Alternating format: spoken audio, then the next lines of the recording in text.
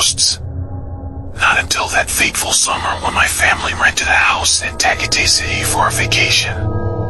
It was supposed to be a serene getaway, an escape from the hustle and bustle of city life.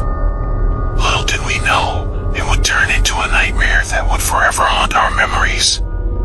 The house we rented was a charming, old cottage nestled on the outskirts of Tagaytay. Surrounded by lush gardens and overlooking the scenic tall lake, it appeared to be the perfect retreat. The listing online boasted of its historical charm, but it conveniently omitted the darkest secret lurking beneath its picturesque facade. Upon our arrival, the sun dipped below the horizon, casting long shadows over the property. The air was cooler than I had ever imagined, carrying with it a hint of fog that hung eerily around the house. I couldn't help but feel a shiver run down my spine as I stepped out of the car. We were greeted by the owner, a friendly woman with a warm smile who handed us the keys and wished us an enjoyable stay. She mentioned, almost in passing, that the house had an interesting history, but we thought nothing of it at the time. Our excitement overshadowed any curiosity we might have had about the house's past. The first night was peaceful, or at least it seemed that way. We gathered around the cozy fireplace, exchanging stories and laughter. But as the clock struck midnight, things took a sinister turn. I was the first to hear it, a soft, almost inaudible whisper. It was a voice that seemed to come from the walls themselves, a ghostly murmur that sent chills down my spine. At first, I dismissed it as my imagination playing tricks on me, but the unease in the room was palpable. Did anyone else hear that? I asked, my voice trembling. My wife looked at me with concern, and my children exchanged nervous glances. "Hear what?" my son finally replied. But it didn't end there. Throughout the night, the whispers persisted, growing louder and more insistent. Shadows danced on the walls, shapeless and formless, their movements defying explanation. My family and I lay awake, paralyzed by fear, as the malevolent presence of the house became undeniable. The following day, I decided to investigate the history of the house. The owner had been oddly vague about it, and I couldn't ignore the feeling that there was something she wasn't telling us. I ventured into town and spoke to a local historian who told me the chilling truth. The house was built on the site of a mass grave, a burial ground for Japanese soldiers who had perished during World War II. Their restless spirits were said to haunt the area, seeking solace and retribution for the horrors they had endured. It was rumored that strange occurrences had plagued the house for decades, but the owners had always kept it a secret, fearing it would drive away potential renters. Armed with this knowledge, I returned to the house, determined to confront whatever malevolent force dwelled within its walls. My family, now fully aware of the grim history, stood by my side, united in our resolve to end this nightmare.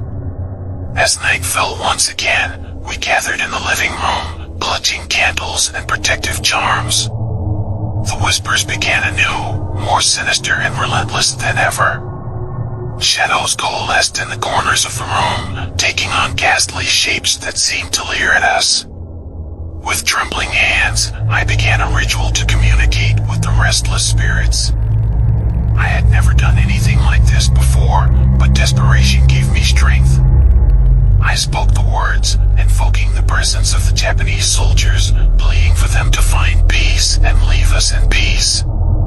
Suddenly, the temperature in the room plummeted, and a bone-chilling wind swept through. The candles flickered violently, and the room was plunged into darkness. It felt as if the very air had grown heavy with sorrow and anger.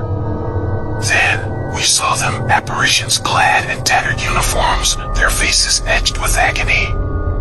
They materialized before us, their eyes filled with a deep, haunting sorrow. They spoke in hushed, mournful tones, recounting tales of suffering and loss. One of the soldiers, a young man with haunted eyes, reached out to me. "Help us find peace," he implored. Tears welled up in my eyes as I nodded, overwhelmed by a profound sense of compassion. We listened to their stories, promising to honor their memory and ensure their sacrifice was never forgotten. As dawn broke, the apparitions faded away, their anguished whispers diminishing until they were nothing but echoes in our memories. The house was silent once more, and the malevolent presence had vanished. We fulfilled our promise to the Japanese soldiers, visiting the local cemetery to pay our respects and laying flowers on their graves. It was our way of ensuring they found the peace they had long sought. Our vacation in Tagaytay continued, but the atmosphere in the house had transformed. No longer did we hear whispers in the night or see sinister shadows lurking in the corners. Instead, we felt a sense of serenity and closure, as if the souls of the past had finally found their rest. In the end, our stay in Tagaytay taught us a valuable lesson. Sometimes, the most beautiful places can hold the darkest secrets. And it's in confronting those secrets with compassion and understanding that we can find redemption, even in the most haunted of places. As we left the house on our final day, I looked back one last time, a sense of gratitude and closure in my heart. Tagaytay, with its misty vistas and hidden histories, would forever hold a special place in our family story, a reminder that even in the face of the supernatural, love and empathy can conquer fear.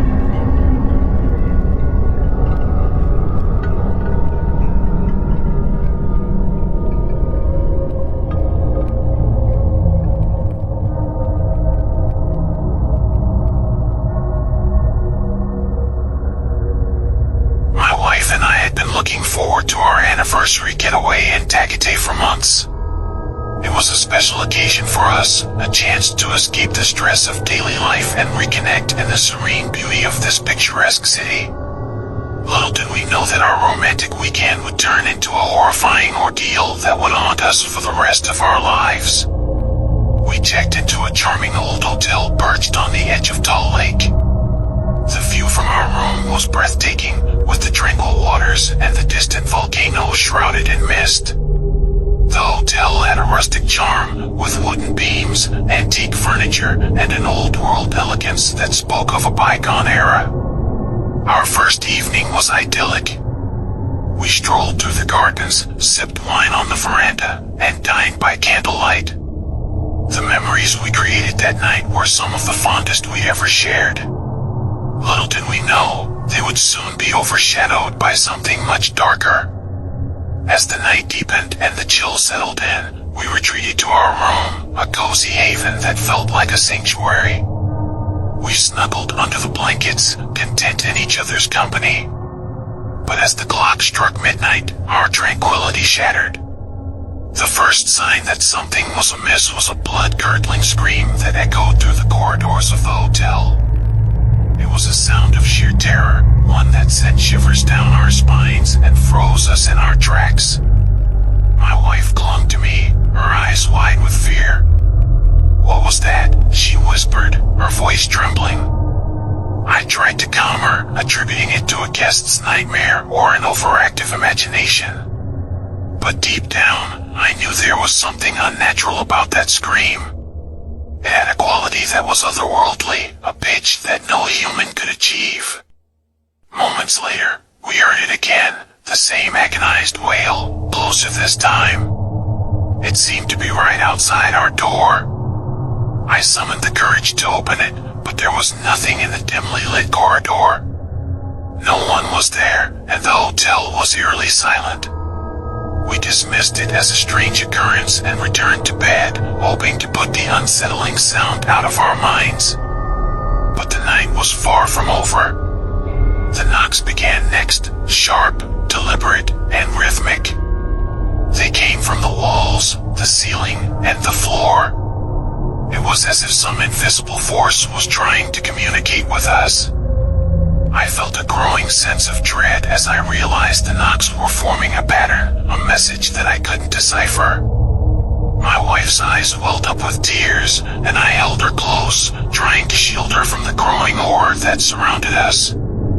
The knocks continued for what felt like an eternity, driving us to the brink of madness. Just as we thought things couldn't get any worse, we felt it, a cold, bone-chilling presence in the bed. It started as a subtle shift in temperature, a frigid breeze that sent goosebumps racing across our skin. But it soon became something more sinister, a spectral touch that grazed our bodies with icy fingers. I reached for the bedside lamp and switched it on, only to be met with a sight that still haunts my nightmares. The sheets were stained with blood, as if someone had bled profusely in our bed. Panic surged through us as we leaped out of the bed, horrified and bewildered. I grabbed my phone and called the front desk, my voice trembling as I described the terror that had befallen us. The receptionist assured us that there must be a logical explanation and promised to send someone to our room. As we waited in the eerie silence, my wife noticed something that made our blood run cold, bloodstains on the walls. They formed grotesque patterns, like macabre paintings, and seemed to pulse with a malevolent energy. When the hotel staff arrived, they were met with a scene of disbelief.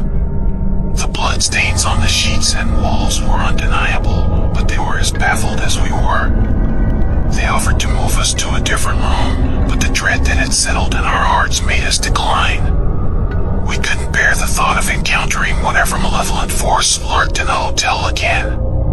The rest of the night passed in a blur of fear and paranoia. We huddled together, the cold presence in the bed never truly vanishing. The knocks and screams continued sporadically, tormenting us until the first light of dawn broke through the curtains. As we checked out of the hotel the next morning, we couldn't help but wonder about the dark secrets it held. The staff had no explanation for the haunting we had endured, and we left with our hearts heavy and our minds haunted by the night's events. Our anniversary getaway had become a nightmarish ordeal, a horrifying experience that would forever bind us in a shared trauma. We returned to our ordinary lives, but the memories of that night in Tagaytay would forever cast a shadow over our love story, a reminder that even in the most romantic of places, darkness can lurk just beneath the surface. To this day, we still have no answers, no logical explanations for the horrors we endured. And every time we close our eyes, we can still hear the screams, the knocks, and the footsteps outside our room, and we can still feel the cold, malevolent presence in our bed. The bloodstains on the sheets and walls are etched into our minds, a gruesome reminder that some mysteries are best left unsolved.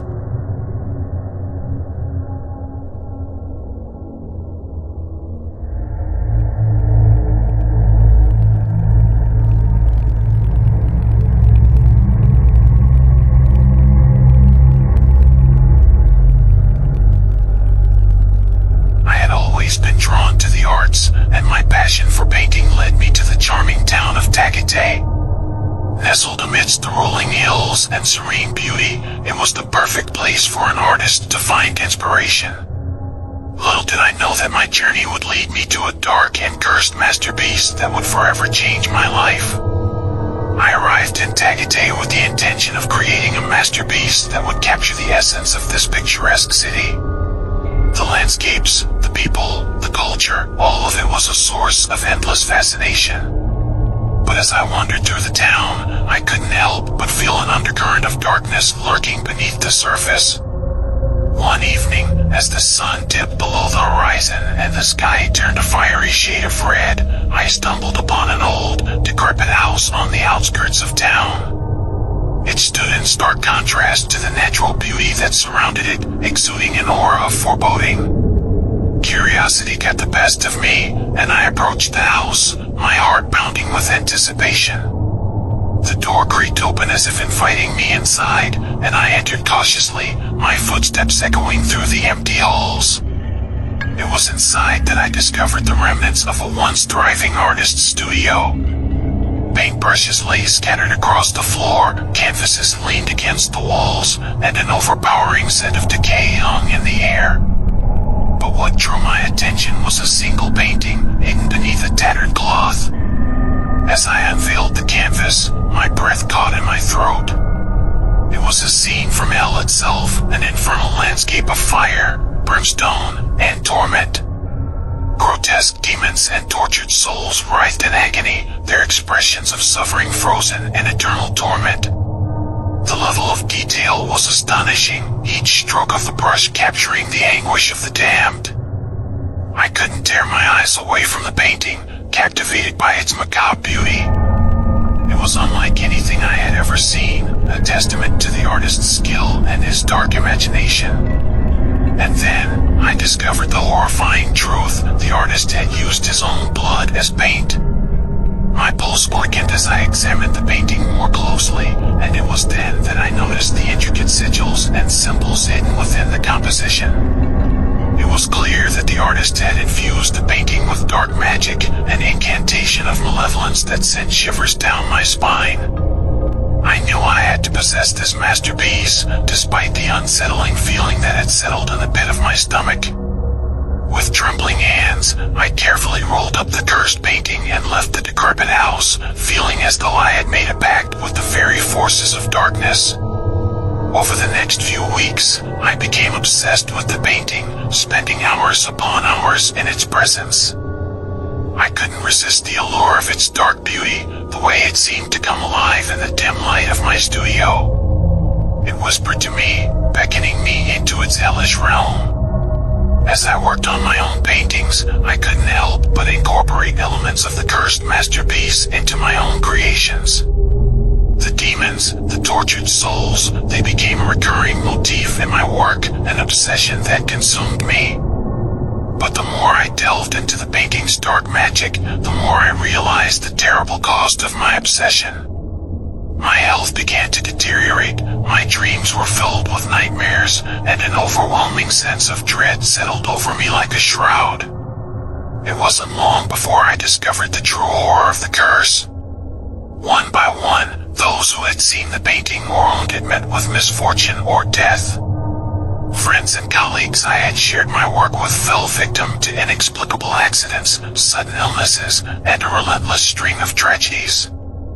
I was consumed by guilt and terror, realizing that my art had become a conduit for the malevolent forces that had plagued the cursed painting's creator.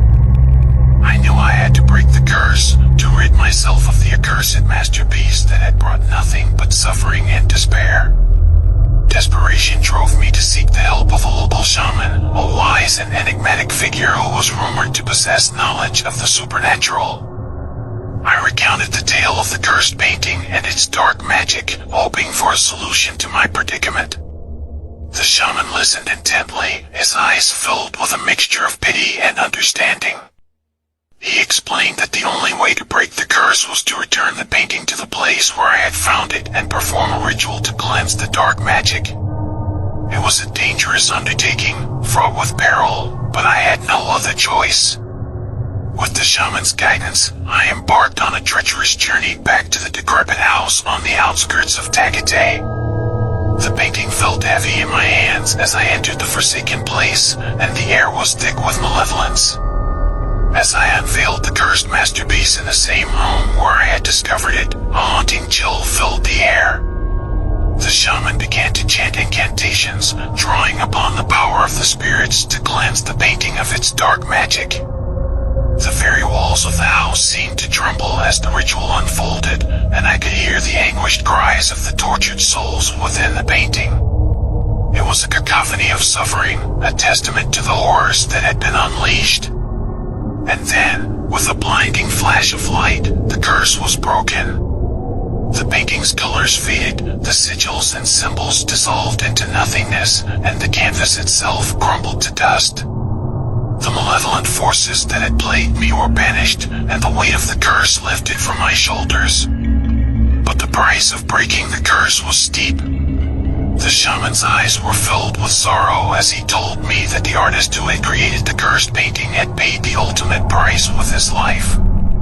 It was a fate that I had narrowly escaped, but the scars of my ordeal would forever haunt me. I left Tagaytay, leaving behind the cursed painting and the memories of the horrors it had wrought. It was a chapter of my life that I could never forget, a cautionary tale of the dangers of obsession and the darkness that can lurk within even the most beautiful works of art. To this day, the cursed painting remains a legend in Tagaytay, a warning to those who dare to delve too deeply into the realms of the unknown. Its creator may have paid the price for his dark masterpiece, but the echoes of its curse continue to linger, a chilling reminder of the price one can pay for crossing the boundaries of the supernatural.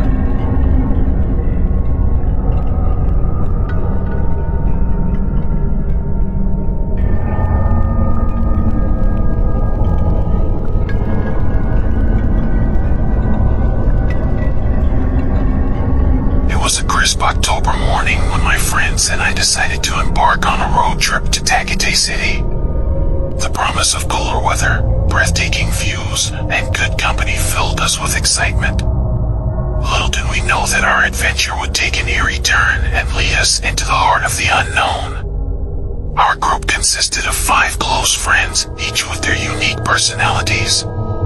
There was Mike, the daredevil who always sought thrills, Sarah, the practical thinker who had a tendency to dismiss the supernatural, Mark, the storyteller who loved to spin tales of the paranormal, Lisa, the skeptic who believed in science over superstition, and me, the curious soul who was open to the unexplained. As we embarked on the winding roads that led to Tagaytay, the scenery was nothing short of breathtaking.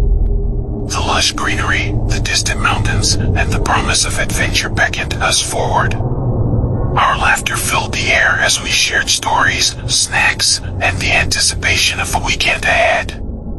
But as we approached a particularly remote stretch of road, an unexplainable chill descended upon us. The weather had been warm and sunny, yet this section of the road was shrouded in an eerie mist that seemed to come out of nowhere. It hung thick in the air, obscuring our vision. Mike, ever the adventurer, couldn't resist the temptation to drive further into the mist. "Let's see what's on the other side," he declared, his eyes glinting with excitement. Sarah, the voice of reason, objected. "Are you sure about this? It doesn't look safe." But Mike was undeterred, and with a mischievous grin, he pressed on.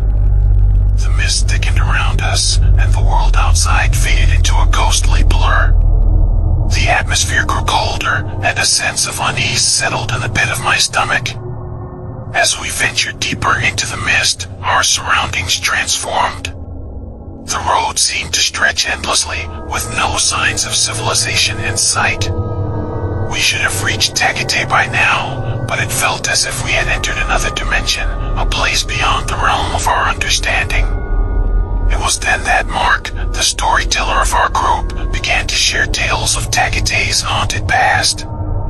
He spoke of the White Lady, a legendary spirit said to roam these very roads, appearing to travelers in times of great significance or danger.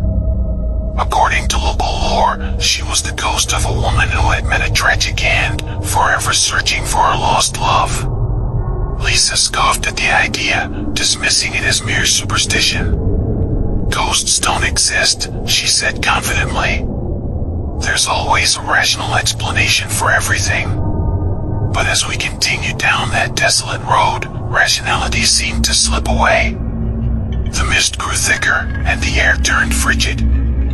We were enveloped in an otherworldly silence, broken only by the occasional rustling of unseen branches and the faint echoes of our own voices. And then, we saw her, a figure shrouded in white, standing at the side of the road.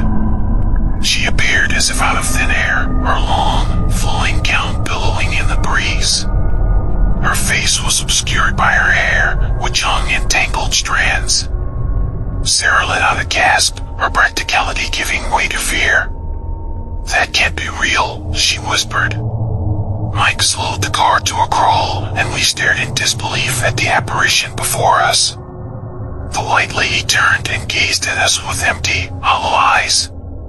Her presence was suffocating, and an overwhelming sense of sorrow washed over us. Before we could react, she began to glide toward the car, her feet never touching the ground. Panic seized us, and Mike slammed his foot on the gas pedal. tires screeched, and the car lurched forward, leaving the spectral figure behind. As we sped away from the misty road and back onto the familiar path to Tagaytay, we couldn't shake the feeling of dread that had settled in our hearts. The encounter with the white lady had shaken us to our core, challenging our beliefs and leaving us with more questions than answers. When we finally arrived in Tagaytay, the mist had dissipated and the sun bathed the city in warm light. We tried to put the encounter behind us, chalking it up to a shared hallucination brought on by the unusual weather. But as the days passed, we couldn't ignore the lingering unease that had settled in our hearts. We knew what we had seen was real, and the legend of the White Lady of Tagaytay would forever be etched in our memories. Our road trip had taken an unexpected turn into the supernatural, and the mysteries of that misty road haunted us long after we had left it behind. It was a reminder that sometimes, in the most ordinary of journeys, the extraordinary awaits, lurking in the shadows of the unknown.